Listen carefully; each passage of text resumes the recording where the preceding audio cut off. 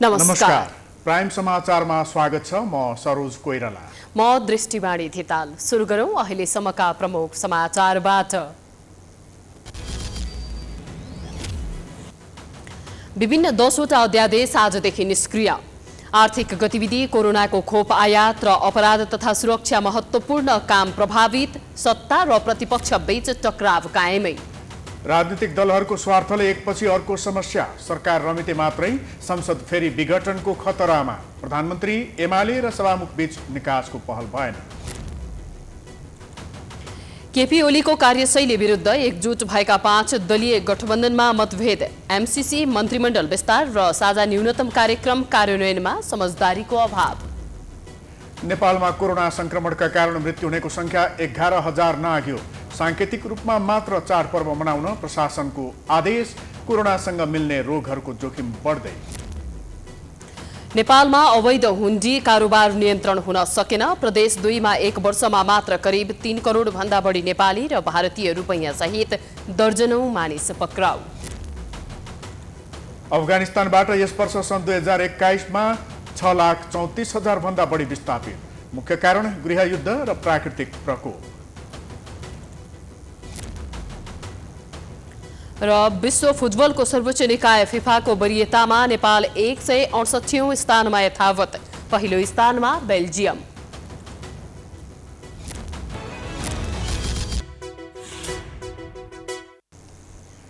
अब समाचार विस्तारमा। संसदमा पेश भएका महत्त्वपूर्ण 11 अध्यादेशहरू बिहीबारदेखि निष्क्रिय भएका छन्। तेजाब आक्रमणमा संलग्नलाई कारबाहीको व्यवस्था भएकादेखि बजेटसम्मका अध्यादेशहरू संसदमा पेश भएको 60 दिनसम्म पारित नभएपछि स्वतः निष्क्रिय भएका हुन्।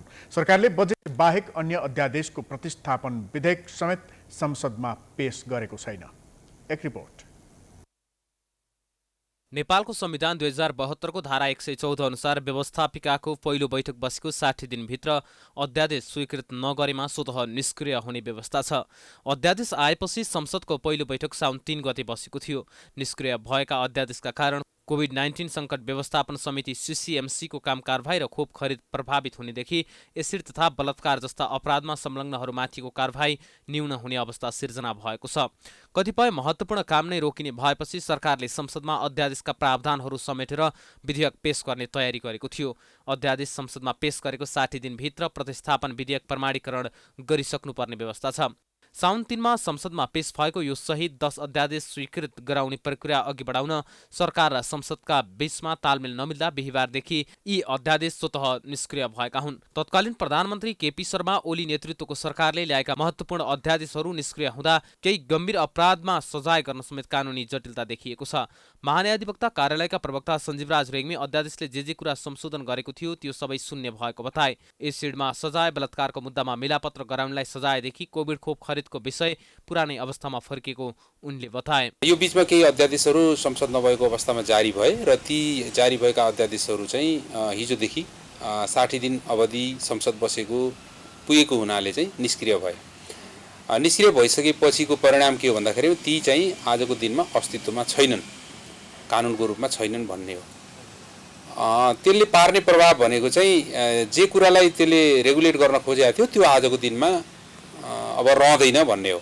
त्यसले गरेका संशोधन, त्यसले गरेका नयाँ कुराहरू आजको दिनमा अथवा अध्यादेश निष्क्रिय भइसकेपछि त्यो चाहिँ समाप्त हुन्छ र सँगसँगै के पनि हुन्छ भन्दा त्यो अन्तर्गत गरिएको कामहरू चाहिँ फेरि भ्यालिड हुन्छ। सर्वोच्च अदालतको आदेशबाट संसद पुनर्स्थापना भएपछि 5 दलीय गठबन्धनका तर्फबाट कांग्रेस सभापति शेरबहादुर देउवा प्रधानमन्त्री बनेदेखि नै सत्तापक्ष र प्रतिपक्षी एमाले बीच टकरावको स्थिति जारी रहनुले त्यसको मारमा संसद बैठक परेको छ। सरकारले नचाहिएको अध्यादेश ल्याएर पार्टी फुटाउने काम गरेको तर जनपक्षीय अध्यादेशलाई वास्ते नगरेको नेकपा एमालेको आरोप छ। नेकपा एमालेका महासचिव ईश्वर पोखरेलले वर्तमान राजनीतिक अवस्था सिर्जना हुनुमा सभामुखको मुख्य दोष भएको बताए। वास्तवमा एउटा सभामुख जसले सभालाई संसदलाई नेतृत्व गर्नुपर्ने हो, उहाँले निष्पक्षताको भूमिका देखाउनु पर्ने हो, सबैको साझा नेता हुनुपर्ने हो, त्यो चिज उहाँले गर्न सक्नु भएको छैन। त्यसकारणले यो अप्रिय स्थिति सिर्जना भएको छ। अहिलेको परिस्थिति सिर्जना हुनुमा उहाँको भूमिका निर्णायक छ। यो भूमिकालाई लिएर उहाँले सार्वजनिक ढङ्गले आफूलाई कसरी प्रस्तुत गर्नुहुन्छ त्यसमा निर्भर गर्छ आउने दिनमा यो संसदको प्रक्रिया कसरी अगाडि बढ्छ भन्ने कुरा त्यसमा निर्भर गर्छ। संसद नभएको अवस्थामा अध्यादेश ल्याउने संविधानको व्यवस्था भएकाले अब त्यो विकल्प हालकै अवस्थामा नहुने देखिन्छ। सरकारसँग फेरि पनि यी अध्यादेशहरू ल्याउने वा संसदको अधिवेशन चलिरहेकाले विधेयकको रूपमा नयाँ कानुन ल्याउने विकल्प देखिन्छ। यसअघि सर्वोच्चले पनि अध्यादेशका बारेमा टिप्पणी गरेको र कानुन बनाउने थलो सार्वभौम संसद भएकाले त्यही देश र जनताप्रति उत्तरदायी हुनुपर्ने बताइसकेको छ। यसर्थ सरकारले विगतमा भएका कमी कमजोरीलाई अब स्वीकार गर्दै छिट्टै खारेज भएका अध्यादेशहरूलाई विधेयकको रूपमा पेश गरेर अघि बढ्न देशको हितमा हुनेछ। यसरी निष्क्रिय भएका अध्यादेशहरूमा सामाजिक सुरक्षा पहिलो संशोधन अध्यादेश, नेपाल प्रहरी र प्रदेश प्रहरी कार्य सञ्चालन सुपरिवेक्षण र समन्वय पहिलो संशोधन अध्यादेश, तेजाब तथा अन्य घातक रासायनिक पदार्थ नियमन अध्यादेश, यौन हिंसा विरुद्धका केही ऐनलाई संशोधन गर्ने अध्यादेश, फौजदारी कसुर तथा फौजदारी कार्यविधि सम्बन्धी केही ऐन संशोधन गर्ने अध्यादेश, कोभिड-19 सङ्कट व्यवस्थापन अध्यादेश, औषधि तेस्रो संशोधन अध्यादेश, स्वास्थ्यकर्मी तथा स्वास्थ्य संस्थाको सुरक्षा सम्बन्धी पहिलो संशोधन अध्यादेश, रेलवे अध्यादेश, शपथ सम्बन्धी अध्यादेश र बजेट सम्बन्धी अध्यादेश रहेका छन्। मुलुक अहिले राजनीतिक स्वार्थमा बन्धक छ। संसद अवरुद्ध छ। देशमा भोलिदेखि बजेट होलिडे लागू हुँदैछ। राज्य सञ्चालनका लागि आवश्यक खर्चमा रोक लाग्दैछ। तर पनि सरकार र राजनीतिक दलहरू रमिते मात्र बनिरहेका छन्। सत्तादेखि संसदसम्म स्वार्थ मात्र देखिन्छ। किन त? हेरौँ यो रिपोर्ट।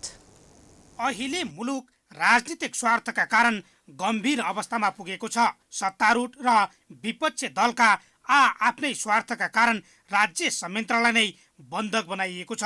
मुलुक गणतन्त्र र संघीयतामा गए यता पहिलो पटक बजेट होलिडे लागू भइसकेको छ। आफूले निष्कासन गरेका 14 जना सांसदलाई कारबाही नगरेर सभामुख अग्निप्रसाद सापकोटा नेकपा एमाले विभाजनको मतियार बनेको आरोप प्रमुख प्रतिपक्ष दलको छ। त्यही कारण प्रतिनिधि सभाको 9औं अधिवेशन पहिलो दिनदेखि नै अवरुद्ध हुँदै आएको छ। संसद सुचारू गर्नका लागि एमालेको मात्र 2वटा माग छ।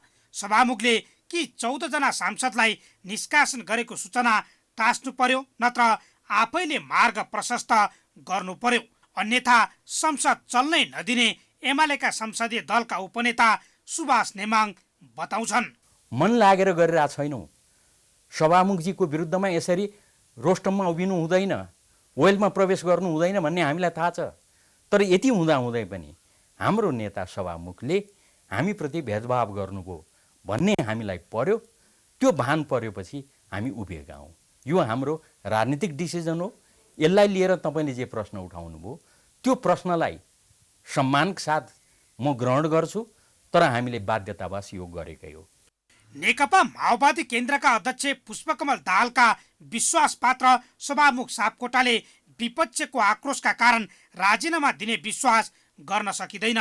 अध्यादेश जारी गराएर एमालेलाई विभाजनसम्म पुर्याउन सहयोग गर्ने सत्तारूढ दलले प्रमुख प्रतिपक्षको यो दुवै माग स्वीकार गर्ने सम्भावना छैन। नेपाली कांग्रेस सहित सत्तारूढ गठबन्धन समेत अहिले प्रमुख प्रतिपक्षले मुलुकलाई नै बन्धक बनाउन खोजेको आरोप लगाउन थालेका छन्। अब सरकारसँग प्रतिनिधि सभाको यो अधिवेशन अन्त्य गरेर अध्यादेशकै भरमा सत्ता चलाउनु भन्दा उत्तम विकल्प अर्को छैन। संसद चलाउनु पर्यो, विधेयक पारित गर्नु पर्यो, बजेट पारित गर्नु पर्यो, नयाँ एजेन्डाहरू ल्याउनु पर्यो, जनताको अभिमत प्रकट गर्न दिनु पर्यो। त्यो हो गर्ने। संसद भनेको जनप्रतिनिधि संस्था हो। जनप्रतिनिधि संस्थालाई प्यारालाइज गरेर हैन, अपाहिज बनाएर मुलुकमा लोकतन्त्र फस्टाउँदैन। एमालेले आफ्नो अनिच्छामा बनेको सरकार तथा सभामुखलाई सहयोग गर्छ भन्नु मूर्खता मात्र हो। साथै एमाले जति सक्दो चाँडो यो प्रतिनिधि सभालाई विघटनमा लगेर नयाँ जनादेशका लागि हतारो गरिरहेको छ। यसको अर्थ भोलि कुनै पनि बेला गठबन्धनका दलहरूलाई पाखा लगाउँदै देउबा र ओलीको मिलोमतमा प्रतिनिधि सभा तेस्रो पटक विघटनमा जाने सम्भावना पनि बढ्दो छ। तथा अहिलेको राजनीतिक विकल्प समेत यही देखिएको राजनीतिक विश्लेषक डाक्टर विष्णु दाहाल बताउँछन्।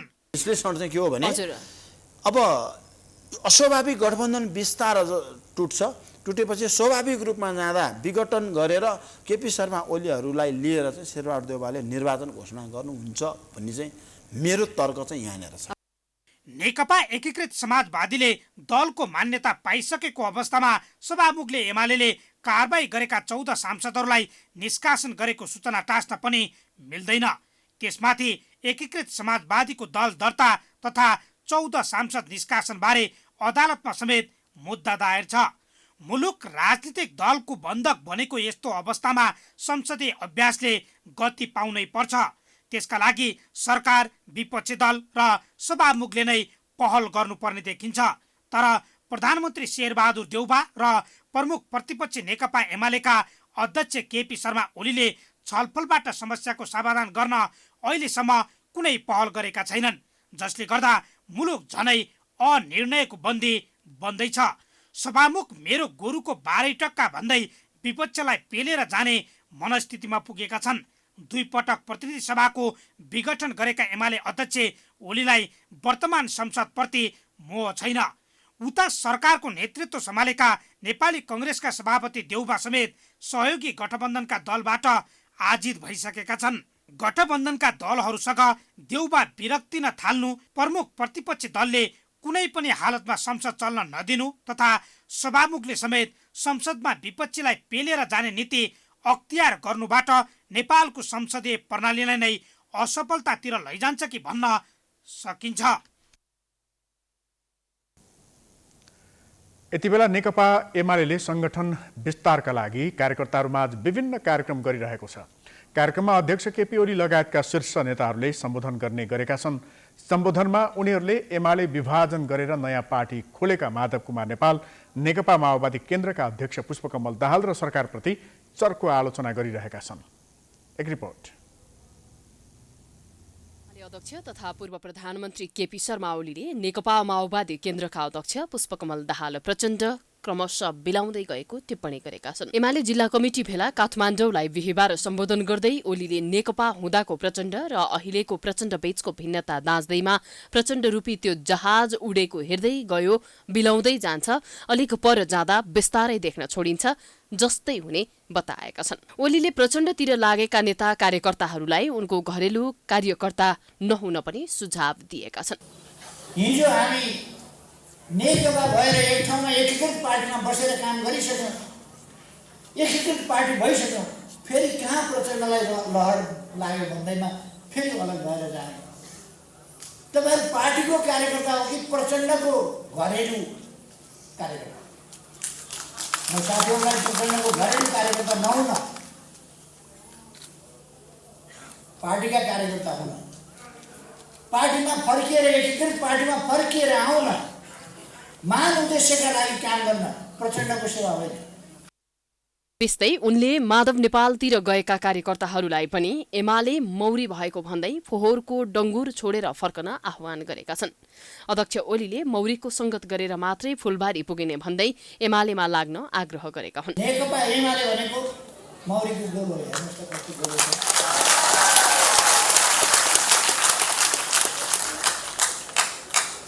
मौरी यस्तो हो जहाँबाट पनि जे टिपेर ल्याउँछ उसले एकदम निरोगी पवित्र मह बनाउँछ।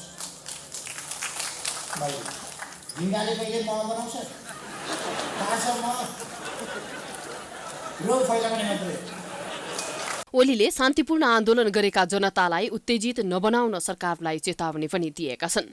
उनले लोकतान्त्रिक अभ्यास मार्फत शान्तिपूर्ण आन्दोलन गर्ने जनतालाई सरकारले दमन गरेको भन्दै यस्तै रहे जनता प्रतिवादमा उत्रने बताएका छन्। अध्यक्ष ओलीका अनुसार सरकारले प्रतिस्थापन विधेयक मार्फत असोजमा गरीबलाई 10,000 का दरले रकम दिने गरेको निर्णयलाई ओलीले कुनै मापदण्ड बिनै आफ्ना कार्यकर्तालाई सो रकम बाँड्न लागेको आरोप लगाएका छन्। न्यूनतम साझा कार्यक्रम 5 लाखलाई 10 खर्च गरिबलाई दिने अरे को गरे? उनीहरू कहाँ जो जान्छ र म गरिब छु भन्छ, त्यही 10 खर्च चाहियो भाइ भन्न जाने गरिब भनी त माग्न आएन होला नि त, पक्कै गरिबै हो, हाम्रो कार्यकर्ता गरिबै रहेछ, त्यही भएर माग्न आयो भन्दै दिँदै त्यही गर्ने हो। कुनै मापदण्ड छ? केही छ? 5 लाख मान्छेलाई 10,000 बाँड्ने गरिबी हट्छ? त्यस्तै नेकपा एमालेका महासचिव ईश्वर पोखरेलले सत्ता गठबन्धनले मुलुकमा प्रारम्भ भएको आर्थिक विकास र समृद्धिको अभियानलाई अवरुद्ध गर्न खोजेको आरोप लगाएका छन्। गठबन्धन संविधान, कानून र लोकतान्त्रिक मूल्य मान्यता विपरीतका गतिविधिको वाहक भएको समेत आरोप लगाएका छन्। त्यो गठबन्धन र त्यसका पक्षधर शक्तिहरू जसले संविधान, कानून, लोकतान्त्रिक मूल्य मान्यता विपरीतका आचरणहरूका त्यसका वाहक बनेका छन्, त्यो गठबन्धनले त्यसलाई रिप्रेजेन्ट गर्छ। यो गठबन्धनले मुलुकमा प्रारम्भ भएको आर्थिक विकास र समृद्धिको अभियानलाई अवरुद्ध गर्न खोजेको छ। राष्ट्रिय स्वाभिमान र स्वतन्त्रतालाई कमजोर बनाउन खोजेको छ। समाजमा अस्तव्यस्तता र अराजकतालाई बढावा दिन चाहेको छ। देश विकासका लागि जागृत भएका सपनाहरूलाई फेरि मूर्छित बनाउन खोजेको छ। त्यसैगरी नेकपा एमालेका स्थायी कमिटी सदस्य एवं बागमती प्रदेश इन्चार्ज रामबहादुर थापाले नेकपा एमाले भित्रको आन्तरिक शक्ति संघर्षमा समाजवादी धारासँग दक्षिणपन्थी धारा पराजित बनेको बताएका छन्। उनले कम्युनिष्ट आन्दोलनको समीक्षा गर्दै नेकपा एकीकरणको 3 वर्षमा पार्टीभित्र पुँजीवाद हावी भएका कारण कम्युनिष्ट नेतृत्वको सरकार विस्थापित भएको बताएका छन्। नेकपा एमालेकी उपाध्यक्ष तथा बागमती प्रदेशकी मुख्यमन्त्री अष्टलक्ष्मी साक्यले काठमाडौँबाट सिङ्गो देशलाई पार्टी विभाजन विरुद्ध सन्देश दिएको दावी गरेकी छन्। त्यसैगरी उनले माओवादीसँग एकीकरणपछि 3 महिनाभित्र सबै कमिटिहरू बनाउने भनिए पनि त्यो नहुँदा पार्टी संगठन अस्तव्यस्त र अराजकतामा फँसेको बताएकी छिन्।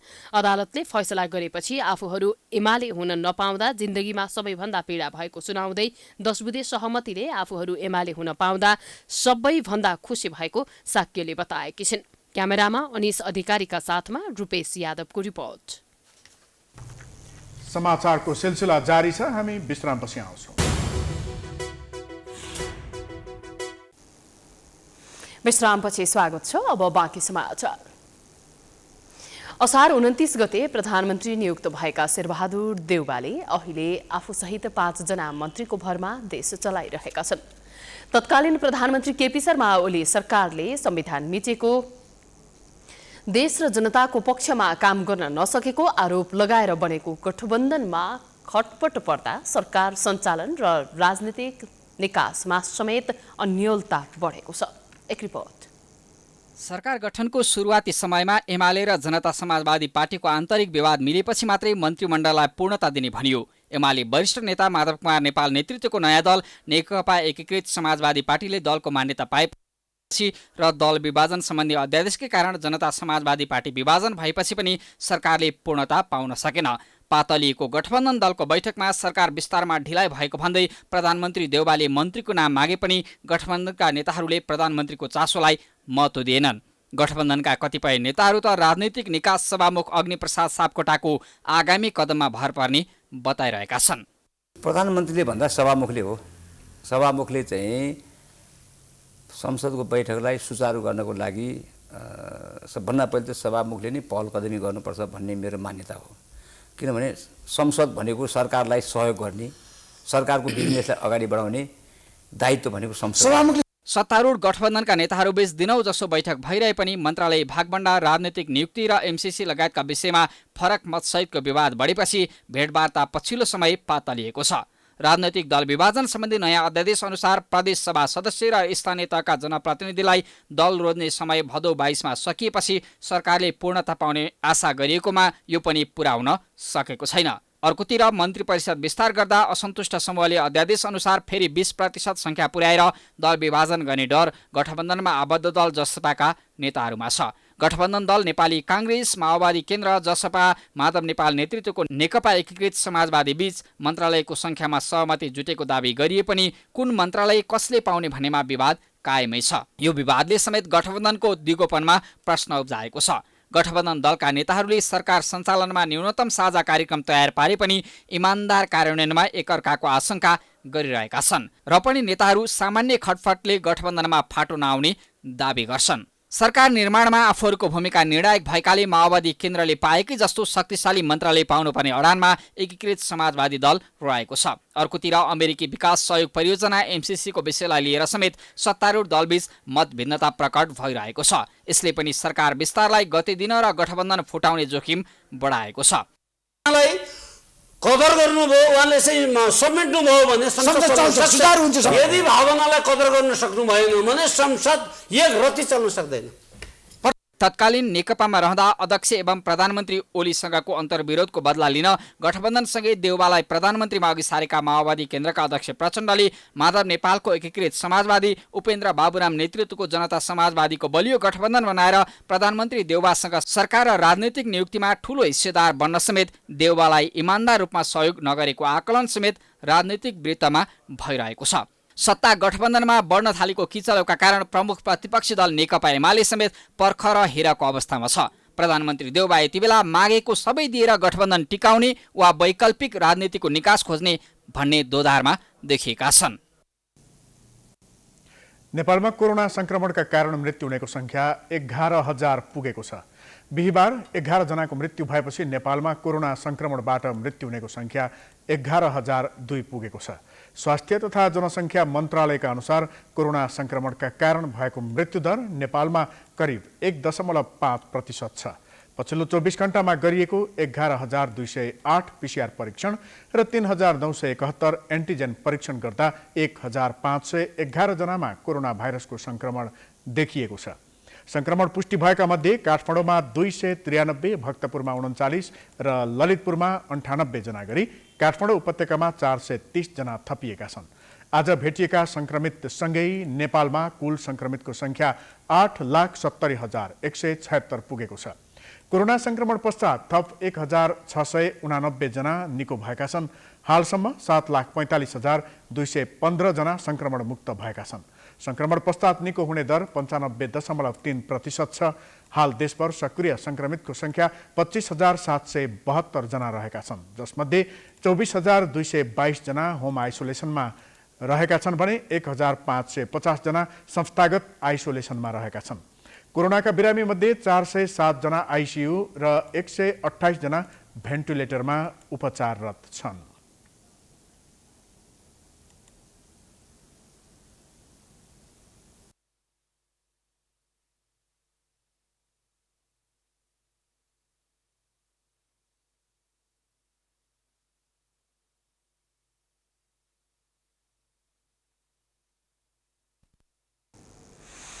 सरकारी तथ्याङ्क अनुसार कोरोना महामारीको जोखिम कम हुँदैछ, तर कोरोनाकै लक्षणसँग मिल्दोजुल्दो रोगहरूका कारण अस्पताल धाउनेको संख्या बढ्दो छ। यसले गर्दा अस्पतालहरूमा बिरामीको भिड पनि बढ्दैछ। एक रिपोर्ट। कोरोना महामारी सुरु भए यता मौसमी फ्लू तथा अन्य संक्रमणका बिरामीको संख्या ह्वात्तै घटे जस्तो भएको थियो, तर हिजो आज कोरोनाका संक्रमित भन्दा पनि भाइरस इन्फेक्सनले सताएका बिरामीहरूका कारण अस्पतालमा चाप बढ्दो छ। केही महिना अघिसम्म आकस्मिक कक्ष बाहिरको भुइँमा समेत कोरोना संक्रमितको उपचार हुने गरेको थियो। अहिले अस्पतालहरूको त्यस्ता दृश्य देखिँदैनन्। केही सातादेखि कोरोना संक्रमितको संख्या घट्दो क्रममा रहे पनि अन्य रोगका बिरामीको संख्या पनि बढ्दो छ। पछिल्लो 2-3 हप्तामा चाहिँ नेपालभरिको त्यो तथ्याङ्क हेर्ने हो भने प्रत्येक हप्ता जस्तो धन्य 150 भन्दा बढीसम्म पनि देखिएको छ। एक हप्तामा 150 भन्दा बढी। हुन त यो त खालि परीक्षणको मात्र हो, परीक्षण नगरेको त त्योभन्दा कैयौँ गुणा बढी चाहिँ समुदायमा छन्। यो पक्कै म विश्वस्त छु। त्यसले गर्दाखेरि चाहिँ फ्लूको समस्या के छ भन्दाखेरि चाहिँ फ्लूको कोरोनासँग, किन कोरोनाको त्रास अहिले पनि छ, कोरोना निरन्तर अहिले देखिरहेको अवस्था पनि छ। त्यो कारणले गर्दाखेरि मान्छेहरूमा एक प्रकारको अलिकति मनोत्रास डर छ। देशकै ठूलो सरुवारोग अस्पतालमा समेत कोरोना संक्रमितको संख्या निकै घटेको छ। कोरोना संक्रमणको पहिलो र दोस्रो लहरमा दैनिक न्यूनतम 20 देखि 25 जना बिरामी भर्ना हुने गरेका थिए, तर त्यो संख्या अहिले घटेको छ। अस्पतालको तथ्याङ्क हेर्दा कोरोना संक्रमित भन्दा पनि इन्फ्लुएन्जा भाइरसका संक्रमितको संख्या बढ्न थालेको छ। शुक्रराज ट्रपिकल अस्पतालको प्राङ्गणमा अहिले नेशनल इन्फ्लुएन्जा सर्भिलियन्स नेटवर्कको डेस्क नै राखिएको छ।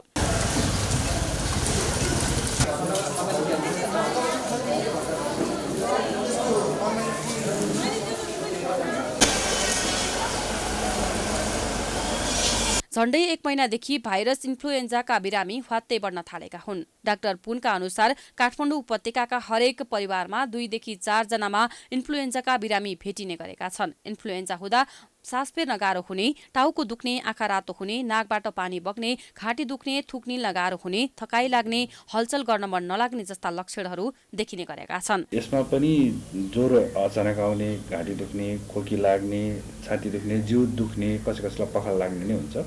मलाई जहाँसम्म लाग्छ यो तपाईँ सबैलाई सम्झना होला, पछिल्लो पटक पेन्डेमिकको रूप भनेको चाहिँ स्वाइन फ्लूको नामले चिन्ने H1N1 PDN09, यो चाहिँ इन्फ्लुएन्जा ए अन्तर्गत पर्छ।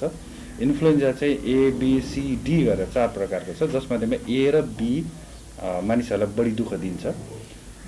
एले चाहिँ पेन्डेमिकको रूप लिन्छ, त्यो वर्ल्ड वाइड नै फैलिँदै जान्छ। बी चाहिँ रिजनल, युजली त्यो पर्टिकुलर ठाउँमा घुमेको देखिन्छ। कोरोनाका कारण हरेक वर्ष देखा पर्ने फ्लू, स्कर्ट टाइफस, डेङ्गु लगायत मौसमी रोगको समस्याहरू ओझेलमा परेका थिए। सरकारले कोरोना संक्रमणबाट मृत्यु हुनेको संख्या गन्ती गरिरहँदा अन्य रोगबाट पनि मर्ने मानिस छन् भन्ने कुरा बिर्सिए झै लाग्छ। तर सम्बन्धित निकायले मुलुकमा अन्य रोगले जटिलता थप्दैछ भन्ने बुझ्नुपर्ने बेला आएको विशेषज्ञहरू बताउँछन्। मौसमी रोग पहिचान गर्न तथा रोग नियन्त्रणका लागि स्वास्थ्य मन्त्रालय अन्तर्गत रहेको एपिडेमियोलोजी तथा रोग नियन्त्रण महाशाखा छ, तर यस महाशाखाबाट खासै प्रभावकारी काम हुन सकेको छैन। देशका विभिन्न भागबाट डेङ्गु रिपोर्ट भइरहेको छ, स्क्रब टाइफस रिपोर्ट भइरहेको छ।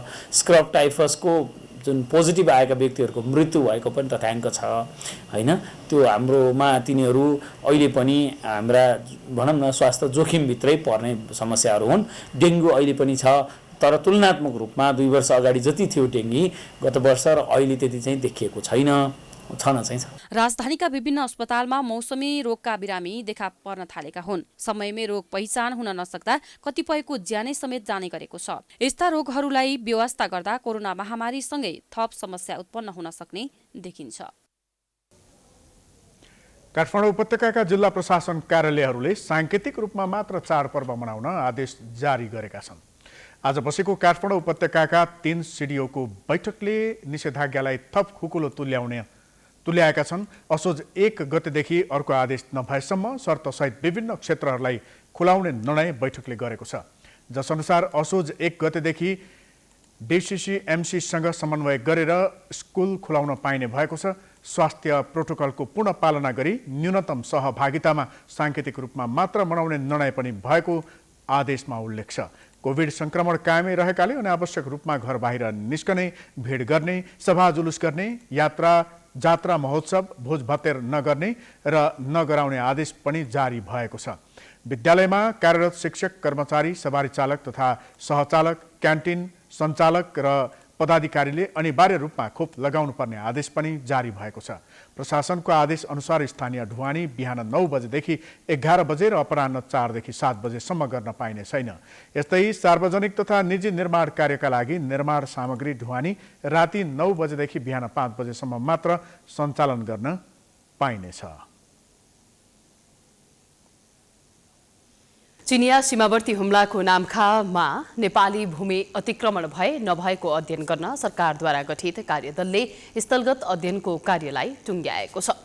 कार्यदलले हुम्लाको लिमी र लाप्चादेखि हिल्सासम्मको सीमा अध्ययन गरेको छ। काठमाडौँ फर्किए लगत्तै कार्यदलले सरकारलाई प्रतिवेदन बुझाउनेछ। हिल्सामा रहेको टोली आजै हिल्साबाट सुर्खेत फर्कने कार्यक्रम रहे पनि मौसमका कारण हिल्सामा हेलिकप्टर अवतरण गर्न नसकेपछि त्यही रोकिएको कांग्रेस नेता जीवन बहादुर शाहीले जानकारी दिएका छन्। मौसमले साथ दिएको खण्डमा टोली भोलि शुक्रबार सुर्खेत आइपुग्नेछ।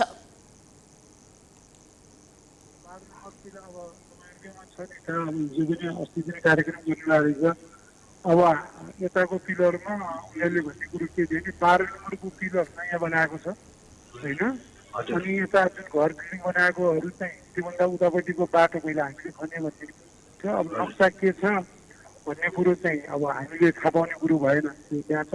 र यतापट्टि चाहिँ किट भन्ने क्षेत्र जुन 6-1 को पिलर, 5-2 को पिलर, 5-1 को पिलर, यताको जुन बार लागेको भन्ने कुराहरू चाहिँ अब त्यो त नाङ्गा हालदेखि चाहिँ हेर्नुभयो होला। अब हामीहरू कोही कसैलाई पनि सँगै नजाने भनिसकेपछि उहाँहरू मात्रै जानुभयो, त्यसैको अध्ययन गर्नुभयो होला भन्ने हो। सरकारले गठन गरेको कार्यदलले अध्ययन प्रतिवेदन बुझाएपछि अतिक्रमित भूभागबारे कूटनीतिक पहल मार्फत समस्या समाधान खोजिने बताइएको छ। सरकारले गृह मन्त्रालयका सहसचिवको नेतृत्वमा रहेको कार्यदलमा नेपाल प्रहरी, सशस्त्र प्रहरी, नापी विभागका अधिकारी र सीमाविद रहेका छन्। सत्तारूढ कांग्रेसका नेता तथा पूर्व मन्त्री शाहीले स्थलगत भ्रमण गरेर नामखामा सिमाना मिचिएको दावी गर्दै आएका थिए। तर तत्कालीन केपी शर्मा ओली सरकारका प्रवक्ता तथा परराष्ट्र मन्त्री प्रदीप कुमार गेवालीले नेपाल र चीन बीच सीमा समस्या नरहेको उल्लेख गरेका थिए। त्यसपछि सरकारले खटाएको अध्ययन टोलीले चीनले नेपालको सीमा नमिचेको निचोड निकालेको थियो।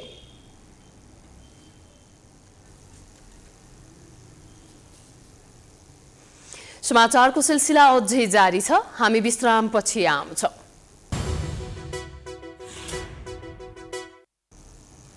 विश्रामपछि स्वागत छ। अब बाँकी समाचार। चीनबाट एमबीबीएस उत्तीर्ण गरेकाहरूले नेपालमा इन्टर्नसिप गर्न पाउनुपर्ने माग गर्दै काठमाडौँमा विरोध प्रदर्शन गरेका छन्। नेपाल मेडिकल काउन्सिलको इन्टर्नसिप नियम स्पष्ट नहुँदा आफूहरूले नेपालमा इन्टर्नसिप गर्न नपाएको भन्दै उनीहरूले आज काठमाडौँको माइती घरमा प्रदर्शन गरेका हुन्। नेपाल मेडिकल काउन्सिल र चिकित्सा शिक्षा आयोगले इन्टर्नसिप सुरु हुने आश्वासन पटक पटक दिए पनि कार्यान्वयन नभएको उनीहरूको गुनासो छ। नेपालमा नै इन्टर्नसिप गर्न पाउनुपर्ने उनीहरूको माग छ।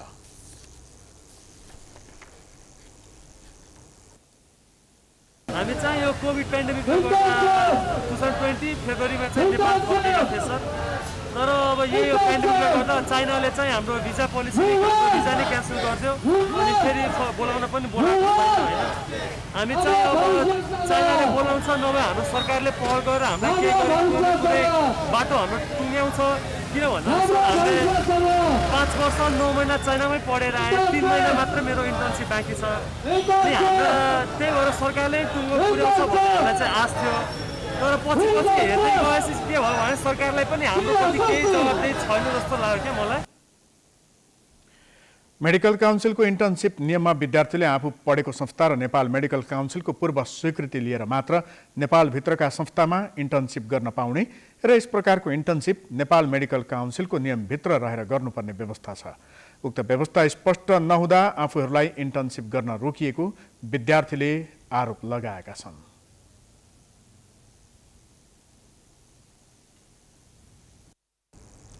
अब आर्थिक समाचार।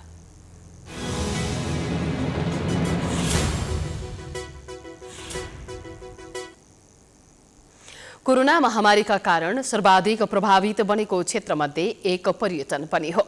मुलुकको अर्थतन्त्रमा ठूलो योगदान रहेको पर्यटन उद्योगमा आश्रित श्रमिकहरू अहिले आर्थिक रूपमा निकै कमजोर भएका छन्।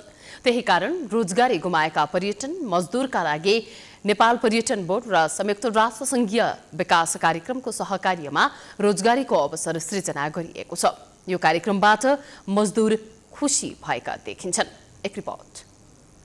पूर्ण तामाङ पेसाले ट्रेकिङ गाइड हुन्। तर कोरोना महामारीले व्यवसाय ठप्प भएपछि झण्डै 1.5 वर्षदेखि उनी बेरोजगार छन्। वैकल्पिक रोजगारी पाएपछि उनी अहिले माता तीर्थ स्थित भ्यू टावर जाने बाटो निर्माण कार्यमा लागेका छन्। लामो समयपछि रोजगारी पाउँदा उनी निकै खुसी भएर काममा खटिएका छन्।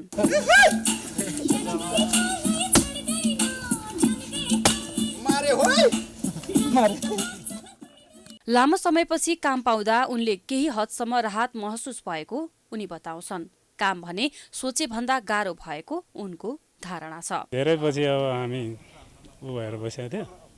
अहिले बल्ल अलिकति काम भएछ। अलि रमाइलो फिल भएछ। धेरै काम त त्यस्तै हो, गाह्रो छ हाम्रो ट्रेकिङ फिल्ड। उनी जस्तै झण्डै 1500 गाइड तथा मजदुर हिजो आज यस्तै प्रकृतिको काम गर्छन्। नेपाल पर्यटन बोर्ड र संयुक्त राष्ट्र संघीय विकास कार्यक्रमको सहकार्यमा कोरोना महामारीबाट प्रभावित पर्यटन व्यवसायको जीविकोपार्जनका लागि यो कार्यक्रम सुरु गरिएको हो। मजदुरलाई केही मात्रामा भए पनि आर्थिक राहत पुग्न सक्ने उद्देश्यले यो कार्यक्रम सञ्चालन गरिएको नेपाल पर्यटन बोर्डका प्रवक्ता मरिला मिछाने बताउँछन्। विभिन्न हिसाबबाट चाहिँ रोजगारविहीन भइरहेको बाहिरको जनशक्तिलाई चाहिँ केही न केही रूपमा राहत दिन सकिन्छ कि भन्ने हिसाबमा यो प्रोजेक्ट डिजाइन गरेर हामीले सञ्चालन गरेका हौँ। अहिले भयङ्कर त्यस्तो केही त गर्दैन, तर एटलिस्ट नहुनुभन्दा केही न केही हुन्छ भन्ने हिसाबमा चाहिँ हामीले मिनिमम 10 दिनदेखि लिएर 30-40 दिनसम्मको रोजगारीको अवसर सिर्जना गरेका छौँ। दिनको 1000 रुपियाँ दिएर चाहिँ अहिले तपाईँको केही समयको लागि यो तत्कालको लागि एउटा केही रोजगारीको अवसर सिर्जना गरेको हो। पर्यटन बोर्डले आर्थिक सङ्कटमा परेका पर्यटन मजदुरलाई सरसफाई गर्नुपर्ने पर्यटकीय स्थलको पहिचान गर्न नेपाल पर्यटन व्यवसायीहरूको सङ्घ सङ्गठनलाई जिम्मेवारी दिएको छ, जसमा hotel association Nepal HAN, trekking agency association of Nepal TAAN, Nepal association of trekking agency NATA लगायतका संस्थाहरू रहेका छन्। नेपालमा अवैध हुन्डी कारोबार नियन्त्रण हुन सकेको छैन। खुल्ला सीमाको कारण प्रदेश 2 मा विगत 1 वर्षमा मात्र करिब 3 करोडभन्दा बढी नेपाली र भारतीय रुपैयाँ सहित दर्जनौं मानिस पक्राउ परेका छन्। एक रिपोर्ट। तथ्याङ्क अनुसार प्रदेश 2 को बारा, पर्सा र रौतहट लगायतका जिल्लाहरूमा अवैध हुन्डीको रकम र मानिस पक्राउ हुनुले हुन्डीको व्यापक कारोबार भइरहेको देखाएको छ। पर्सामा मात्रै करिब 25 लाख र 27 जना भन्दा बढी पक्राउ परेको पर्सा जिल्ला प्रहरी कार्यालयका प्रवक्ता ओम प्रकाश खनालले बताए। पनि हुन्डी कारोबार नियन्त्रण अभियानमा हामीले निकै सक्रियताका साथ लागिरहेको अवस्था हो। त्यो अन्तर्गत हामीले गत आर्थिक वर्षमा चाहिँ जम्मा 16वटा मुद्दा दर्ता गरेको हुन्डी कारोबारीको। त्यसमा जम्मा मानिस 25 जना पक्राउ भएकोमा नेपाली 12 जना, भारतीय 13 जना हो। जम्मा रकम बरामद 2,17,79,00,000। पछिल्लो समयमा नियमित रूपमा हुन्डी कारोबार र अवैध रकममा पक्राउ पर्नेहरूको तथ्याङ्कको आधारमा अवैध रकमको कारोबार मौलाउँदै गएको र त्यही क्रममा यो रकम र व्यक्ति पक्राउ परेको देखिन्छ। नेपालकै प्रमुख नाका भनेर चिनिने वीरगञ्ज नाकाबाट प्रहरीले निगरानी कडाई गरेपछि अहिले पर्सा, बारा र रौतहट नाकाबाट कारोबारीले कारोबार गरिरहेको प्रवक्ता खनाल बताउँछन्। हुन्डीमा 5 जना पक्राउ गरेका छौँ र 4वटा मोटरसाइकल बरामद गरेका छौँ। 5 जना मध्ये 24,68,620 रुपियाँ बरामद भएको छ। मुद्दा सङ्ख्या 4 हो र त्यो बाहेक भारतीय रुपियाँ 1,48,500 प्रतिबन्धित 500 रुपियाँको नोट सहित एकजनालाई पक्राउ गरेर मोटरसाइकल सहित राजस्व अन्तर्गत पक्राउ पाए। यसमा कस्ता प्रविधिका मान्छेहरू प्रयोग भएको देखिएको छ अनुसन्धानमा? हजुर, यसमा धेरै जसो चाहिँ इन्डियाबाट नेपाल रकम। वीरगञ्ज महानगरपालिका वडा नम्बर 6 माइस्थान चोक अगाडि घर भएका कन्हैया प्रसाद सोनारले आफ्नै घरमा सञ्चालन गरेको केपी स्वर्ण कला केन्द्रमा अवैध वित्तीय कारोबार हुन्डी भइरहेको विशेष सूचनाको आधारमा जिल्ला प्रहरी कार्यालयको प्रहरी टोलीले बुधबार राति केन्द्रमा छापा मारेको हो। छापा मार्ने क्रममा स्रोत नखुलेको 38,51,100 रुपियाँ नगद बरामद गर्नुका साथै स्वर्ण कला केन्द्रका सञ्चालक कन्हैया प्रसाद सोनार र जिल्ला 12 परवानीपुर वडा नम्बर 3 बस्ने दीपक कुमार सराफलाई नियन्त्रणमा लिएको जिल्ला प्रहरी कार्यालयले जनाएको छ। यसअगाडि पनि प्रहरीले सोही पसलमा छापा मारेर स्रोत नखुलेको 41,92,000 नगद र 2 किलो 900 ग्राम चाँदी सहित 8 जनालाई पक्राउ गरेको थियो। प्रहरीले स्रोत नखुलेको रकमसहित पक्राउ पर्नेलाई बैंक तथा वित्तीय संस्था सम्बन्धी ऐन 2073 विरुद्धको कसुरमा कानुनी कारबाही अघि बढाएको छ। हुन्डी कारोबारीले सीमा पारीबाट नेपाली रुपियाँ बोकेर आउने गरेका छन्। यसबाहेक सुन चाँदी कारोबारी तथा विभिन्न प्रकारले नेपालमा कर छली गरेर भारतमा नेपाली रकम आवश्यकता अनुसार पठाउने र स्वदेशमा ल्याउन उनीहरूले विभिन्न माध्यम अपनाउने गरेको प्रहरी अनुसन्धानबाट खुलेको छ। वीरगञ्जबाट सन्तोष कुमारका साथमा जितेन्द्र शाहको रिपोर्ट। अब अन्तर्राष्ट्रिय समाचार।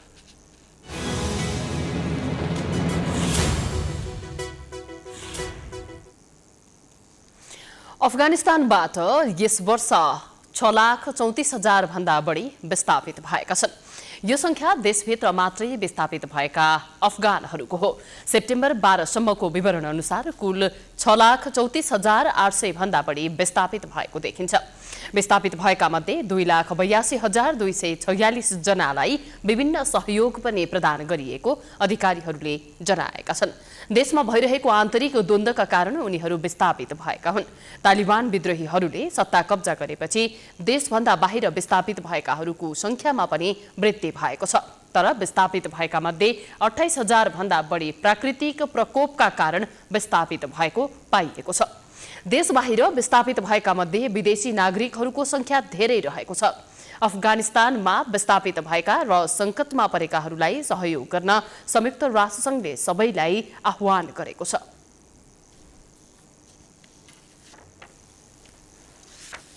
अब खेलकुदका समाचार।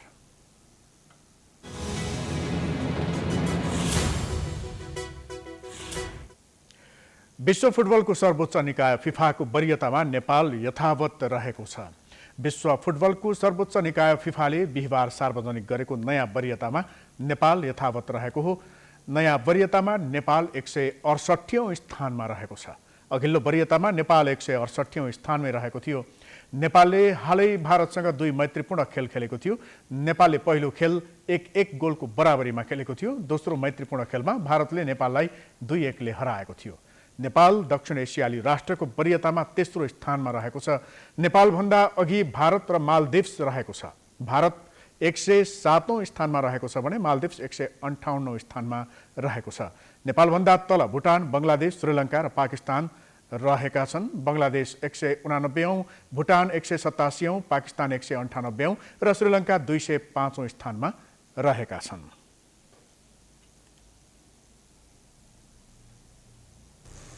यो सँगै हामी समाचारको अन्त्यमा आइपुगेका छौं। जाँदा जाँदै प्रमुख समाचार पुनः एकपटक।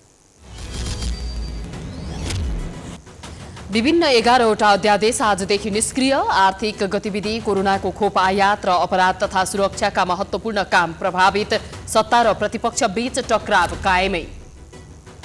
राजनीतिक दलहरूको स्वार्थले एकपछि अर्को समस्या। सरकार रमिते मात्रै संसद फेरि विघटनको खतरामा। प्रधानमन्त्री, एमाले र सभामुख बीच निकासको पहल भएन। केपी ओलीको कार्यशैली विरुद्ध एकजुट भएका 5 दलीय गठबन्धनमा मतभेद। एमसीसी मन्त्रीमण्डल विस्तार र साझा न्यूनतम कार्यक्रम कार्यान्वयनमा समझदारीको अभाव। नेपालमा कोरोना संक्रमणका कारण मृत्यु हुनेको संख्या 11,000 नाग्यो। सांकेतिक रूपमा मात्र चाडपर्व मनाउन प्रशासनको आदेश। कोरोनासँग मिल्ने रोगहरूको जोखिम बढ्दै।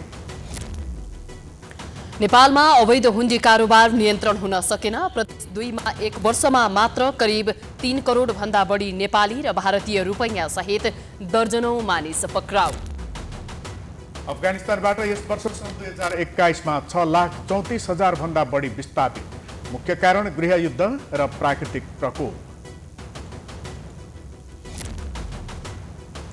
र विश्व फुटबलको सर्वोच्च निकाय फिफाको वरियतामा नेपाल 168औं स्थानमा यथावत। पहिलो स्थानमा बेल्जियम।